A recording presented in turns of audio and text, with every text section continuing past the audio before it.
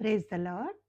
Jashuva generation prayer ministry పక్షంగా మీకు మా శుభములు తెలియజేయుచున్నాము. యెహోవా కొరకు ఎదురుచూచువారు నూతన బలము పొందుదురు. వారు పక్షిరాజుల వలె రెక్కలు చాపి పైకి ఎగురుదురు. అలయక పరిగెత్తుదురు, సొమ్మసిల్లక నడిచిపోవుదురు. యెషయా గ్రంథము 40వ అధ్యాయము 31వ వచనం. మనము ఈ వాక్యాన్ని ధ్యానిస్తూ ఉన్నాం. ఈ యొక్క ప్రోగ్రాంలో పార్టిసిపేట్ చేస్తున్న మీకు అందరికీ కూడా నా హృదయపూర్వకమైన కృతజ్ఞతలు తెలియజేస్తూ ఉన్నాను. మీరు కొంతమంది మాకు మీ ప్రార్థన అవసరతలు తెలియజేస్తూ ప్రార్థించమని కోరుతున్నారు. మీకు మా ధన్యవాదములు.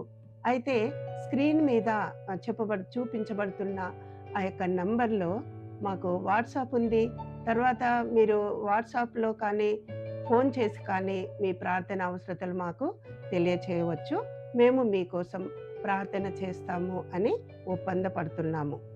అయితే గత ఎపిసోడ్లో మనము పక్షిరాజు కన్నుల గురించి తెలుసుకొని మనము ఎలాంటి కన్నులు గలవారమై ఉండాలో పరిశుద్ధ గ్రంథంలో వ్రాయబడిన మాటలను మనము ధ్యానించి ఆశీర్వదించబడ్డాం. అయితే ఈరోజు పక్షిరాజు యొక్క రెక్కల గురించి మనము తెలుసుకుందాం. పక్షిరాజుల రెక్కలు చాపుతూ పైకి ఎగురుతురు అని చెప్పబడిన మాటను బట్టి మనకేదో రెక్కలు వస్తాయి, అలా పైకి ఎగురుతాము అని కాదు, కానీ ప్రభువు శక్తిని బట్టి ఆకాశమందు ఆసీనుడై ఉన్న దేవాది దేవునికి సమీపముగా దగ్గరగా ఆయనతో సహవాసము కలిగిన వారమై మన జీవితంలో అనుమతించబడే ప్రతికూల పరిస్థితులలో ఆయన యొక్క గుణలక్షణములను మన జీవితాలకి సంతరించుకుంటూ ప్రభువు యొక్క స్వారూప్యములోకి మార్చబడుతూ పరలోక సంబంధులమైన వారముగా మన ఆత్మీయ అనుభవములో దినదినము అభివృద్ధి చెందుతూ ఎదుగుతూ మనము ముందుకు సాగిపోవాలని అర్థం. ద్వితీయోపదేశ కాండము 32వ అధ్యాయము 11వ వచనంలో చూసినట్లయితే పక్షిరాజు తన గూడు రేపి తన పిల్లలని తన రెక్కలు చాపి వాటి రెక్కల మీద ఎత్తుకుంటూ ఏ విధంగా నడిపిస్తూ ఉంటాయో, నేను నా ప్రజలైన ఇశ్రాయేలీలను నడిపిస్తూ వచ్చాను అని దేవాది దేవుడు చెప్పటం మనం చూస్తాం. అంటే మన దేవుడు తన రెక్కలను పక్షిరాజు రెక్కలతో పోల్చుకున్నట్టుగా మనము గమనించగలం. అయితే మరి పక్షిరాజు రెక్కల గురించి మనము ధ్యానించవలసిన ఆవశ్యకత ఎంతో ఉన్నది. మనము ఈ యొక్క పక్షిరాజు రెక్కల గురించి ధ్యానించినట్లయితే పక్షిరాజు రెక్కలు బలమైనవి. ఎందుకు బలమైనవి అంటే పక్షిరాజు యొక్క రెక్కలు ఇతర పక్షుల కంటే భిన్నముగా వాటి యొక్క ఎముకల నిర్మాణము చేయబడింది.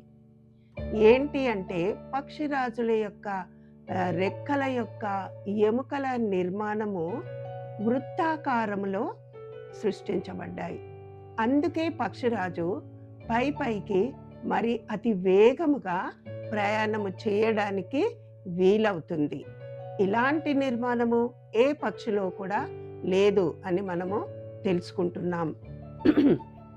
అయితే పక్షిరాజు రెక్కలను గురించి మనము ఇంకా కొద్దిగా ధ్యానించాలంటే పక్షిరాజు రెక్కలు 7 నుండి 9 అంగుళముల పొడవు ఉంటాయి. పక్షిరాజు భూమి నుండి పైకి 6000 అడుగుల ఎత్తు కంటే కూడా ఎక్కువే అది అతి వేగముగా ప్రయాణం చేస్తుంది. పక్షిరాజు గంటకు 200 కిలోమీటర్ల ప్రయాణము చేయగలదు. అంటే అంత వేగముగా ప్రయాణము చేయగలదు. ఈ విషయాలు నేను ధ్యానిస్తూ ఉన్నప్పుడు నాకు అనిపించింది. ఫస్ట్ ఎపిసోడ్లో నా టెస్ట్ మనీ షేర్ చేసుకుంటూ నా హస్బెండ్ లోకో పైలట్గా పనిచేస్తున్నారు అని చెప్పాను కదా. అయితే ఆయన దగ్గరికి వెళ్ళి రాజధాని ఎక్స్ప్రెస్ మరి వందే భారత్ ఎక్స్ప్రెస్ గంటకు ఎన్ని కిలోమీటర్స్ వేగమో పయనిస్తాయి అని నేను వారిని అడిగాను. అయితే రాజధాని ఎక్స్‌ప్రెస్ గంటకు 120 కిలోమీటర్ల వేగముతో ప్రయాణం చేస్తుందని, వందే భారత్ గంటకు 160 కిలోమీటర్ల వేగముతో ప్రయాణం చేస్తుందని చెప్పారు. అయితే ఒక సమయంలో మా కుటుంబము రాజధాని ఎక్స్‌ప్రెస్‌లో ప్రయాణం చేయడం జరిగింది. అయితే ఆ రోజు మేమనుకున్నాం, నేను గమనించిందేంటంటే రాజధాని చాలా స్పీడ్ అనమాట. అబ్బా! ఇంత స్పీడా అనుకున్నాం. ఈ పక్షిరాజు గురించి ధ్యానిస్తున్నప్పుడు, దీని వేగము, దీని ప్రయాణం గురించి అనుకున్నప్పుడు, అయితే రాజధాని ట్రైన్ కంటే, మరి వందే భారత్ ట్రైన్ కంటే కూడా ఈ పక్షిరాజు చాలా వేగంగా ప్రయాణం చేస్తుంది అని నేను తెలుసుకున్నా. తర్వాత ఇది ధ్యానిస్తున్నప్పుడు నాకు యోబు గ్రంథంలో ఒక అంతకుముందు నేను చదివిన ఒక మాట నాకు జ్ఞాపకం వచ్చి, యోబు గ్రంథం నేను చదవటం మొదలుపెట్టినప్పుడు ఆ మాట కోసం నాకు కావలసిన మాట ఏంటంటే, యోబు గ్రంథము 9:26లో ఎర మీదికి పక్షిరాజు విసురుగా దిగినట్లుగా, ఎర మీదికి విసురుగా దిగు పక్షిరాజు వలె అని వ్రాయబడి ఉంటది. యోబు గ్రంథము 9:26లో ఎర మీదికి విసురుగా దిగు పక్షిరాజు వలె అంటే దాని యొక్క వేగం, దాని యొక్క ప్రయాణం గురించి నేను ధ్యానిస్తున్నప్పుడు నాకు చాలా ఆశ్చర్యం వేసింది.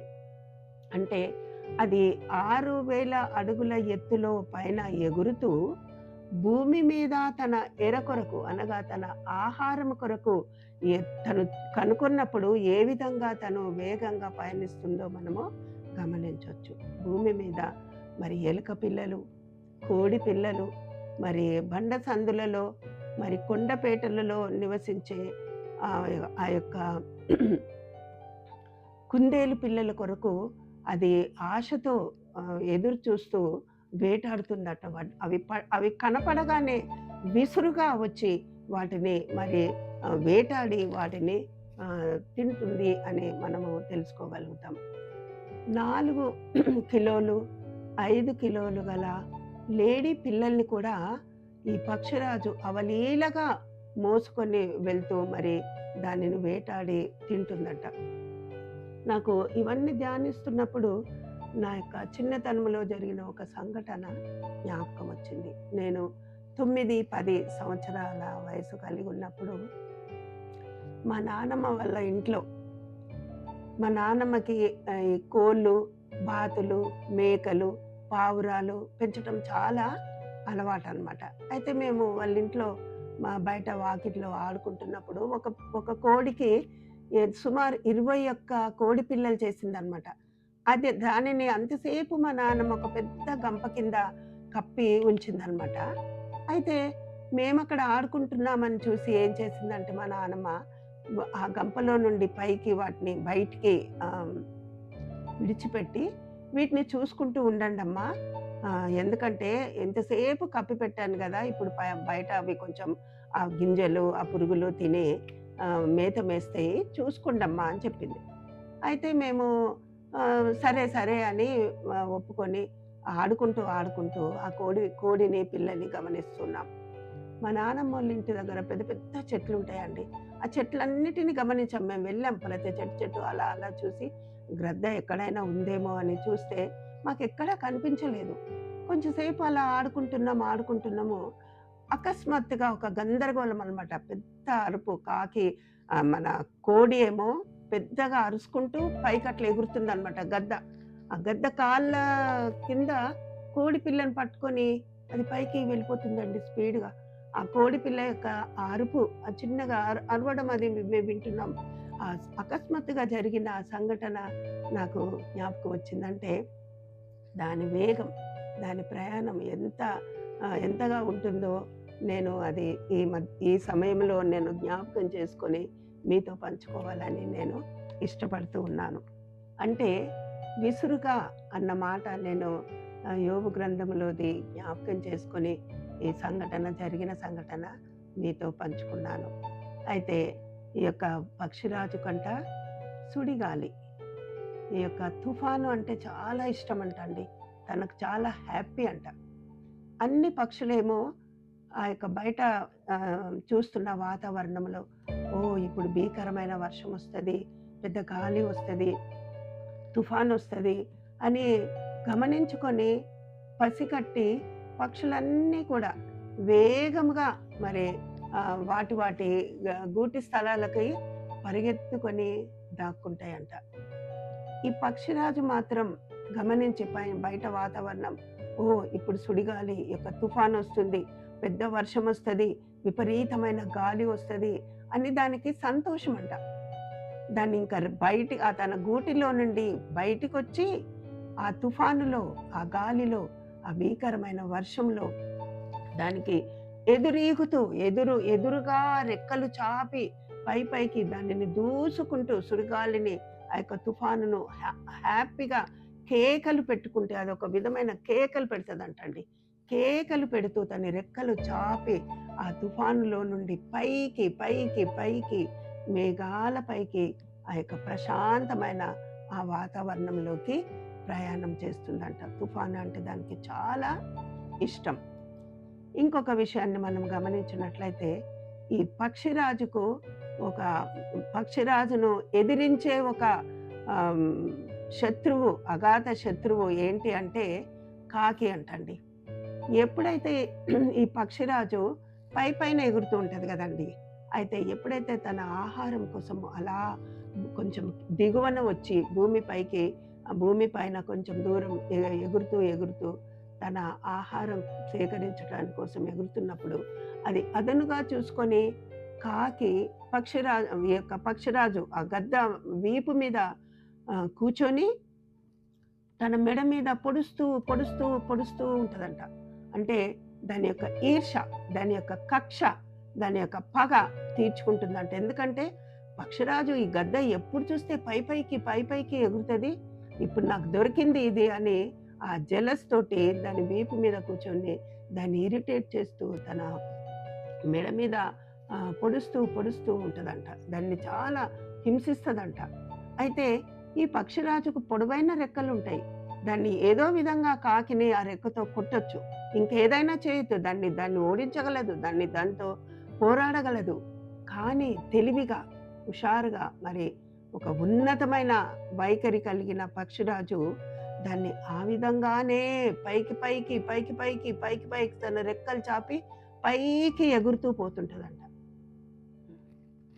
పక్షిరాజు పైకి ఎగురుతున్న కొద్దీ ఆక్సిజన్ తక్కువైపోయి ఈ కాకి స్పృహ తప్పి కింద పడి చచ్చిపోతుందండి. ప్రియ దేవుని బిడ్డ, దేవుడు నిన్ను ఆశీర్వదించిన రీతి కావచ్చు, ఆధ్యాత్మికంగా నీవు అభివృద్ధి చెందుతున్న విధానమే కావచ్చు, చూస్తూ మరి సంతోషించేవారు చాలా తక్కువగా ఉంటారండి.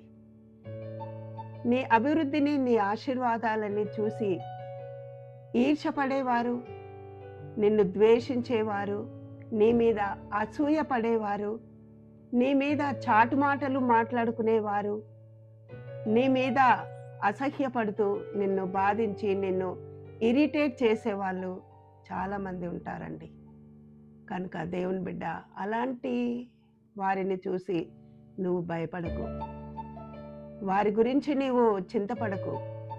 దేవుని సన్నిధిలో తలుపు మూసుకొని మోకరించి నీ రెక్కలు దేవుని వైపు చాపి ఆయనకు వారిని అప్పగించి నువ్వు దేవుణ్ణి స్తుతించి ప్రార్థిస్తూ ఉన్నట్లయితే నీ శత్రువులందరి మీద, నీ అననుకూల పరిస్థితులు, శత్రువులే కావచ్చు, సాతానుడు పెట్టే కాడి, శ్రమలు, వేదనలు, అనారోగ్య పరిస్థితులు, మరణకరమైన రుగ్మతలు ఇవే కావచ్చు, వీటన్నిటి గురించి నువ్వు దేవుని సన్నిధిలో నీ రెక్కలు చాపి ఆయనను స్తుతిస్తూ, దేవా ఈ పరిస్థితులు నాకు అనుమతించినందుకు నీకు స్తోత్రం నాయన, నీకు స్తుతి చెల్లిస్తున్నాను నాయన, ఎందుకంటే వీటన్నిటిలో నుండి నన్ను విడిపించి నన్ను లేవనెత్తి పైనకు తీసుకొని వెళ్ళే దేవుడు, ఉన్నతమైన స్థితిలోనికి తీసుకొని వెళ్ళే దేవుడు, నా సృష్టికర్త, నా తండ్రివైన నీవు నాకున్నావు ప్రభువా అని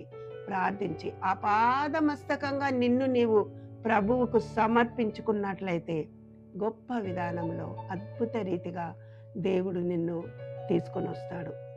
ఆ అనుభవంలోకి దేవుడు నిన్ను తీసుకొని వస్తాడు. ప్రియ దేవుని బిడ్డ, చింతపడకు, దేవుని పాద సన్నిధిని ఆశ్రయించు. అయితే ఇట్లాంటి ప్రతికూల పరిస్థితుల్లో తన రెక్కలు చాపి అపాదమస్తకంగా తన దేవుని సన్నిధిలో స్తుతిస్తూ ప్రతికూల పరిస్థితుల్లో ఏ విధంగా దేవుణ్ణి ఆశ్రయించి ఆరాధించి పాటలు పాడి కీర్తనలు రాసి దేవుని సన్నిధిలో ప్రార్థించి గొప్ప గొప్ప శిఖరాలను అధిరోహించిన ఒక మహారాజు దావీదు మహారాజును మీ దృష్టి ముందుకు తీసుకొని రావాలని నేను ఇష్టపడుతున్నా. దావీదు మహారాజు గురించి మీరు తెలుసుకోవాలంటే బైబిల్లో సమూయేలు మొదటి గ్రంథము 16వ అధ్యాయం నుండి రాజులు మొదటి గ్రంథము 2వ అధ్యాయం వరకు ఈ దావీదు మహారాజు జీవిత చరిత్ర ప్రారంభమై అంతమవుతుంది. ఈ యొక్క వాక్య భాగాలను మీరు చదవండి, చాలా విషయాలు మీరు తెలుసుకోగలుగుతారు. నేను ఈ విషయాలు రాజు గురించి ధ్యానిస్తున్నప్పుడు నాకు చాలా ఆనందం వేసింది. కొన్ని మాటలే ఈ ఎపిసోడ్లో మీతో షేర్ చేసుకోవాలని, రెక్కలకు అనుసంధానమైన ఈ యొక్క మాటలని మీతో పంచుకోవాలని నేను ఆశిస్తూ ఈ యొక్క చిన్న వాక్య భాగాన్ని నేను ఎన్నుకున్నానండి. అయితే ఆ సమయంలో ఇశ్రాయేలీలకు ఫిలిస్తీయులకు యుద్ధం జరుగుతుంది. ఫిలిస్తీయుల పక్షంగా గొలియాతు పోరాడుతున్నాడు. ఇశ్రాయేలీల పక్షంగా మరి ఈ దావీదు ముందుకొచ్చాడండి. అయితే ఈ దావీదు తనకు ఏ ఆయుధాలు లేవు, కానీ ఈ యొక్క చిన్న రాయితో వడిసెలతో మరి ఫిలిస్తీయుల పక్షంగా పోరాడే ఆ యొక్క గొలియాతును కొట్టి చంపుతాడండి. ఆ భాగాలు మీరు చదవచ్చు. కొట్టి చంపి ఆ యొక్క తల, ఆ యొక్క గొలియాతు యొక్క తల తెగవేసి తీసుకొని వస్తూ మరి ఇశ్రాయేలు ఆ యొక్క ప్రాంతంలో, యెరూషలేము ప్రాంతంలో వస్తూ ఉన్నప్పుడు తల తెగవేసి వచ్చినప్పుడు ఇశ్రాయేలీల స్త్రీలు సంభ్రమములతోనూ తంబురములతోనూ మరి నాట్యములతోనూ పాటలు పాడుతూ ఈ యొక్క సౌలు రాజును ఎదుర్కొనుటకై వచ్చి సౌలు 1000 కొలదియు దావీదు 10,000 కొలదియు శత్రువులను హతమార్చారు అని చెప్తుంటారండి. ఈ మాటలు సౌలు రాజుకు బహు కోపము తెప్పిస్తాయి. దావీదును మెచ్చుకుంటున్నారు వీళ్ళు నాకంటే అధికంగా అని అసూయపడి, ఈర్షపడి, విషపు చూపు మరి దావీదు మీద నిలుపుకొని సౌలు రాజు అప్పటి నుండి దావీదును మరి చంపాలని ప్రయత్నాలు చేస్తూ ఉంటాడు. తన సింహాసనానికి మరి దావీదు రాజు అడ్డు వస్తాడేమో అన్న భయముతో దావీదును చంపివేయాలని, తన ప్రాణం తీయాలని సుమారుగా 21 మార్లు దావీదును వెంటాడుతుంటాడండి. కానీ దేవుడు మరి సౌలు చేతికి దావీదును అప్పగించలేదు. అయితే 2 సార్లు దావీదుకు కూడా సౌలు రాజు సమీపంగా చేజిక్కుతాడు. అంటే తనను చంపొచ్చు. దావీదుతో ఉన్నవారు సౌలు రాజును చంపాలని పురికొల్పుతారు. కానీ దావీదు సౌలును చంపడండి. ఎందుకంటే సౌలు దేవుని చేత అభిషేకింపబడిన వ్యక్తిగా దేవునికి భయపడి సౌలు రాజును గౌరవిస్తూ ఆ యొక్క పనిని చేయటానికి సాహసించడండి. అట్లాంటి గొప్ప వ్యక్తిత్వము కలిగిన మహారాజు దావీదు రాజు. అలాగే అబ్షాలోము దావీదుకు సొంత కుమారుడు. తను కూడా తండ్రి మీద తిరుగుబాటు చేసి వ్యతిరేకంగా తన సింహాసనాన్ని ఆశించి తన దావీదు యొక్క ప్రజలను తన వైపు త్రిప్పుకొని దావీదు రాజ్యాన్ని తను ఆక్రమించుకోవాలన్న ఆశతో దావీదును చంపాలని తరుముతూ ఉంటాడండి. సొంత కుమారుడు తన ప్రాణం తీయాలని దావీదును తరుముతున్నప్పుడు, దావీదు యుద్ధశూరుడు, బలవంతుడు దావీదు. తన కుమారునితో యుద్ధం చేసి తను జయము పొందగలడు. కానీ ఆ విధంగా యుద్ధం చేస్తే యెరూషలేములో చాలా నష్టం కలుగుతుందని తన రాజ్యాన్ని విడిచిపెట్టి, మరి తన పాదములకు పాదరక్షలు కూడా లేకుండా మరి ఒంటరిగా మండుటెండలో దావీదు ప్రయాణం చేస్తూ ఒలీవల చెట్ల కొండకు ఎక్కి అక్కడ ఒక దేవుని ఆరాధించు స్థలము కనుక్కొని అక్కడ దావీదు మరి దేవుణ్ణి ఆశ్రయిస్తాడండి. ఈ విధంగా దేవుడు మరి దావీదును అలాంటి ఉన్నతమైన స్థితిలోకి తీసుకొని వచ్చాడు. అనగా తన ఆశ్రయానికి, తన సన్నిధికి మరి దావీదును తీసుకొని వస్తాడు. ఈ విధంగా మరి తన శత్రువులు ఇంకా ఫిలిష్తీయులు వెంటాడుతారు. తను నమ్మిన బంటుగా ఉన్న అహితోపేలు కూడా మంత్రి తనకు మోసం చేసి కుట్ర పన్ని దావీదు మీద ఎంతో మరి దుష్ట కార్యాలు చేయటానికి పూనుకుంటాడు. ఇలాంటి ప్రతికూల పరిస్థితుల్లో దేవుడు దావీదు వీళ్ళందరినీ క్షమించటానికి, వీళ్ళకెవ్వరికి కూడా ప్రాణహాని చేయకుండా దేవునికి మాత్రమే వారిని అప్పగించి మరి తను అనేకమైన తన అనుభవాలు గుహలో దాక్కుంటాడండి. మన సౌలు తరుముతున్నప్పుడైతే గుహలో దాక్కుంటూ 57వ కీర్తన వ్రాస్తాడు. 57వ కీర్తన 7-8 వచనాలు మనము చదివినట్లయితే గుహలో దాక్కుంటూ ఒక చక్కటి మాటలు మరి దావీదు రాస్తాడు. నా హృదయము నిబ్బరముగా ఉన్నది. 7-8 వచనాలు. నా హృదయము నిబ్బరముగా ఉన్నది. దేవా, నా హృదయము నిబ్బరముగా ఉన్నది.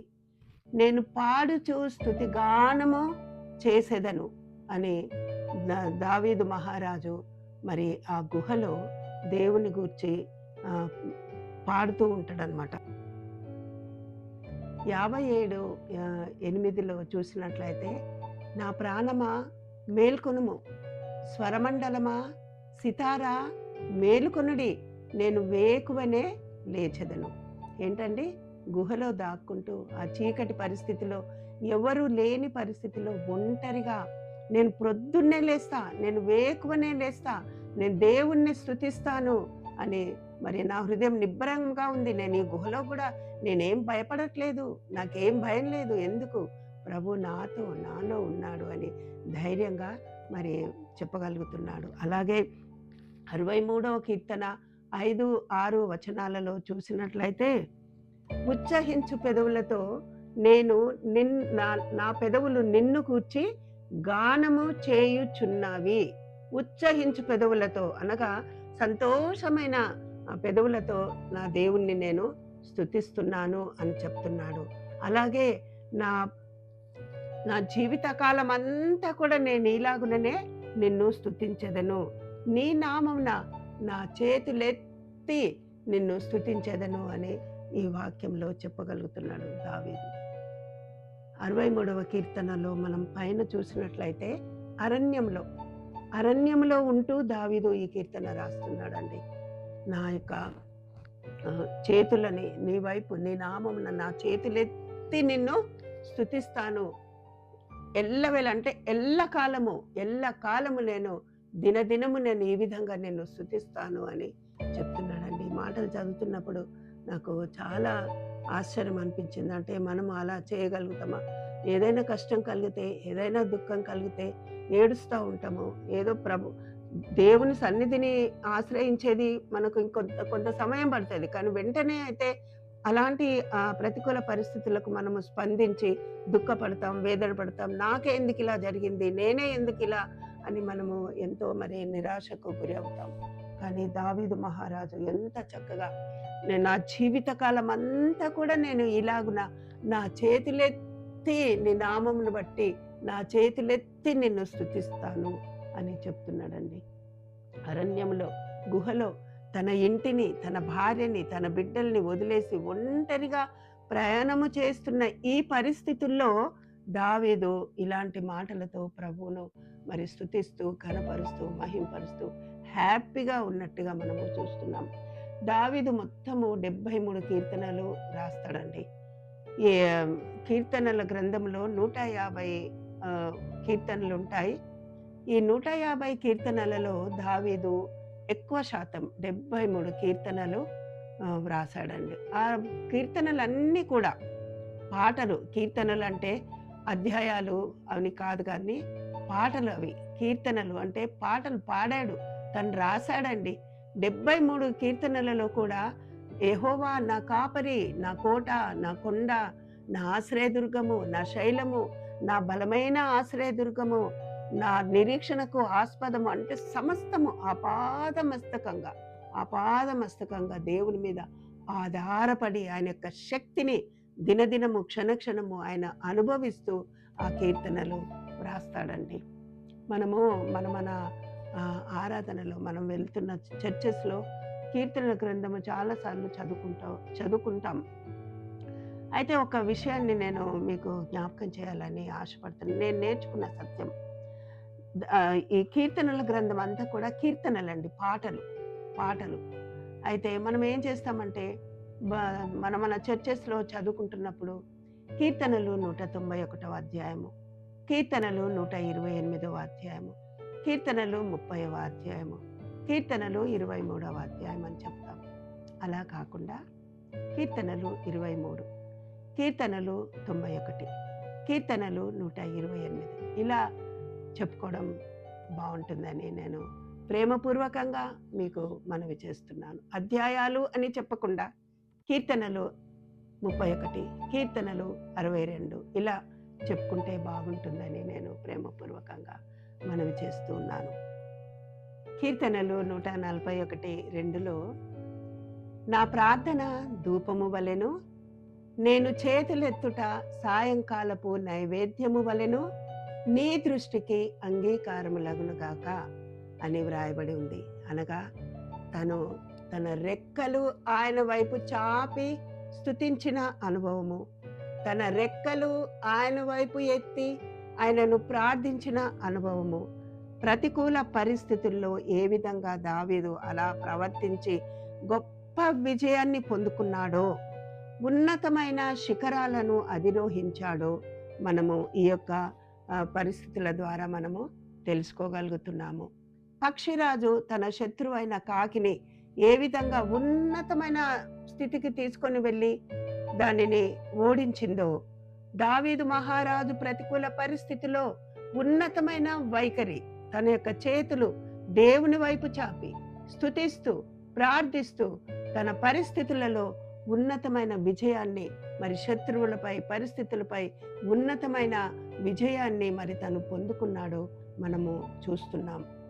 కీర్తనలు మరి 18 చదివినట్లయితే దావీదు మహారాజు రాసిన కీర్తనలు 18 పైన తన శత్రువులందరి మీద, సౌలు రాజు మీద విజయం ఇచ్చినప్పుడు దావీదు రాసిన కీర్తన అది చదవండి. ఎంత అద్భుతమైన కీర్తన అంటే కీర్తనలు మరి 18 చదవండి. అద్భుతమైన విజయం అనగా శత్రువులపై పరిస్థితులపై మరి దేవుడు తనకెంత విజయాన్ని ప్రసాదించాడో మరి ఈ కీర్తనల్లో మనము చూస్తాం. దేవుడు విడిచిపెట్టలేదండి. దావీదు తన జీవితంలో ఒకసారి తప్పు చేస్తాడు. తప్పు చేసినప్పుడు నాతాను ప్రవక్త ద్వారా హెచ్చరింపబడతాడు.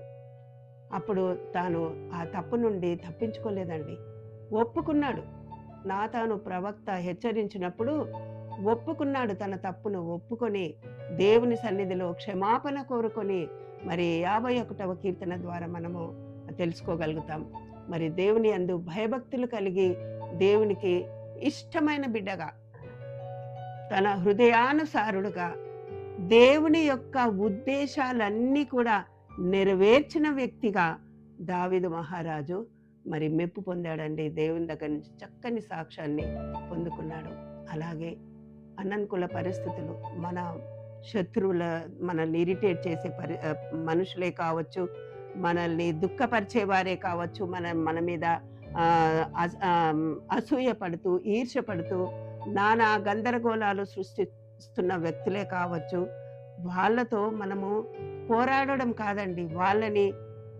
వాళ్ళ మీద అరవడము, వాళ్ళతో గొడవ పెట్టుకోవడం కాదు గానీ, అలాంటి వారిని, అలాంటి పరిస్థితులని, అనారోగ్య పరిస్థితులను, ఇలాంటి మనకు ప్రతికూల పరిస్థితులన్నీ కూడా దేవుని సన్నిధిలో ఆయనకు చెప్పుకొని, ఆయన సుగుణాలు కలిగిన వారంగా దావీదు వలె ఈ విధంగా క్షమాపణ హృదయం, మరి ప్రేమ కలిగిన హృదయం, దేవునికి ఇష్టమైన జీవితము జీవించే ఆ యొక్క అనుభవాన్ని మరి మనం కూడా జీవించినప్పుడు దేవుణ్ణి సంతోషపరిచిన బిడ్డలంగా మనం ఉంటాం.